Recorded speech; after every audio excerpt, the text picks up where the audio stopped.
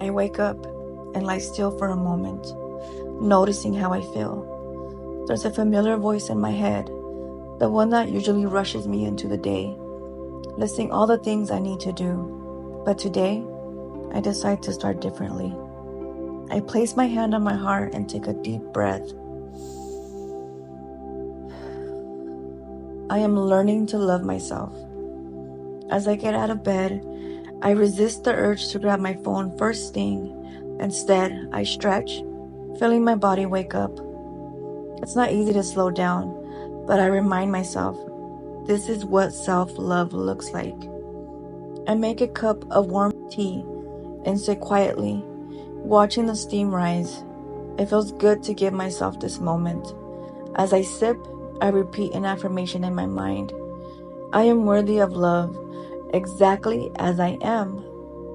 When self-doubt creeps in, I notice it, but I don't let it define me. I remind myself that growth is a process. I don't have to be perfect to be deserving of kindness, especially from myself. Throughout the day, I practice small acts of love. I move my body in a way that feels good, not because I should, but because I deserve to feel strong and alive.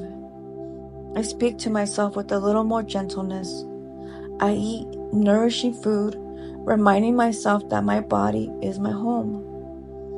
There are moments where old patterns show up, negative thoughts, self-criticism, comparing myself to others, but I catch them. I take a deep breath and say,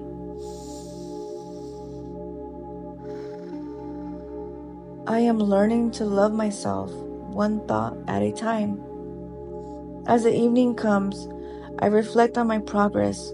It's small, but it's real. I celebrate the little victories, the way I caught a self-critical thought and replaced it with a kind one, the way I honored my body, the way I chose to pause and just be. Before bed, I write down one thing I appreciated about myself today. Some days it's easy, some days it's hard, but I do it anyway.